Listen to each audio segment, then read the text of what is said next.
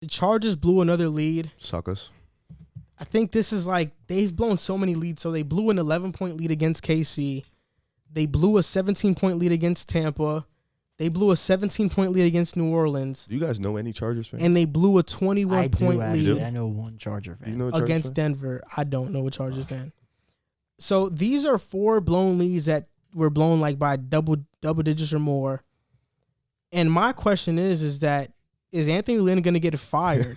And if he gets fired, how should the Chargers build around Justin Herbert to kind of make sure they have a stable organization for him to grow under? It's funny because when we talked about Justin Herbert in this segment a couple weeks ago, I said that Anthony Lynn should have that job security. I actually was watching. I agreed because I think they've built a bond where Yeah. you don't want to give that up so easily. And not to mention, the Chargers have been hurt. They haven't been the healthiest team in the league. And like you said, they've been blowing leads. And I think that's more of a sign of showing that when they can get up when they get there, they just don't have the discipline to keep the lead. And that starts with the coach and then goes down to the players. And I think you give him another year because him and Justin Herbert are building that relationship. And Justin Herbert is obviously showing he has the talent. So you give him another year to get under their belt and to them to get healthy. And I think you run it back one more time. I disagree with that. I think you need to fire Anthony Lynn after the season is over.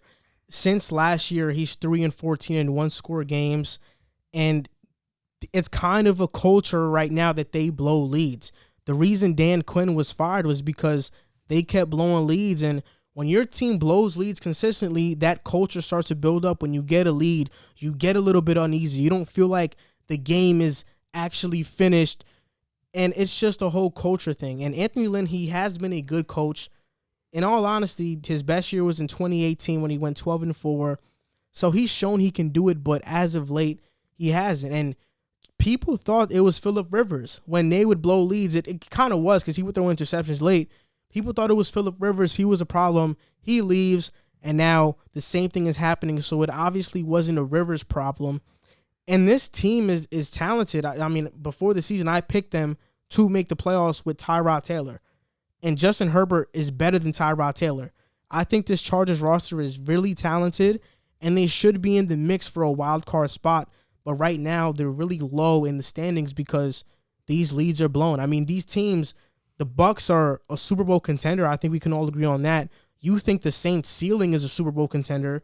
They were up by 17 on both of these teams.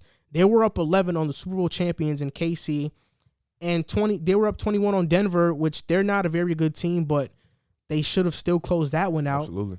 So it's obviously a culture problem. I think Anthony Lynn should go.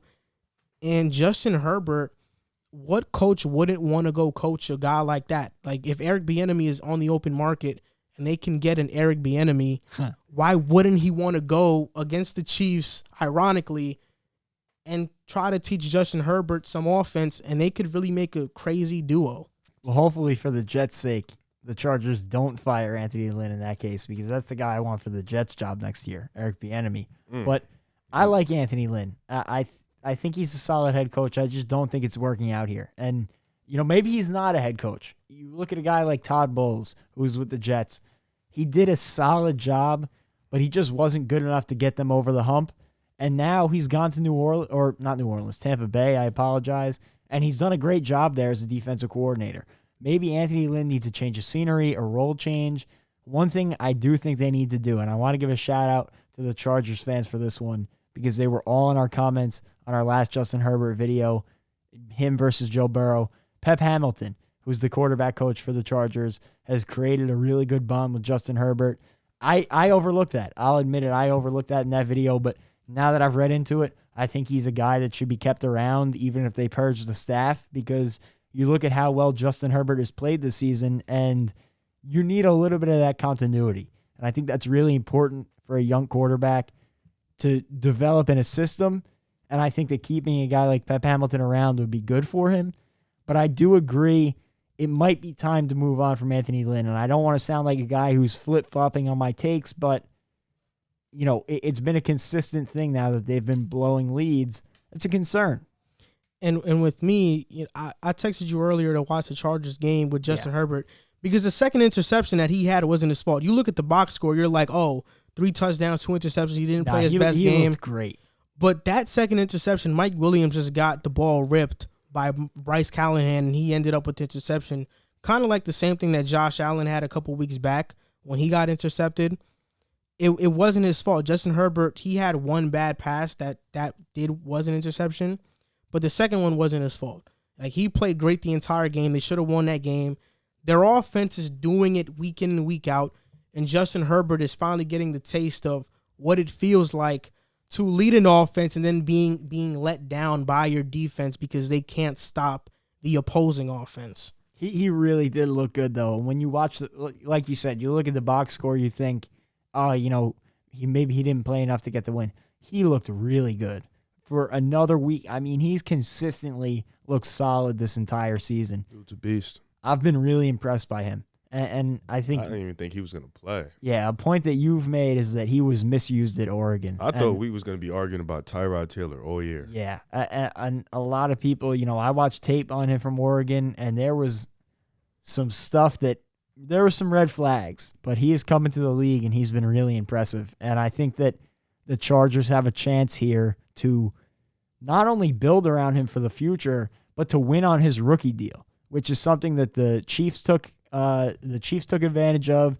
with Patrick Mahomes and his rookie deal winning this past Super Bowl, and something that I believe, granted they'll have to get through the Chiefs in their own division, I think it's something that if they maneuver correctly the next few years, they can take advantage of.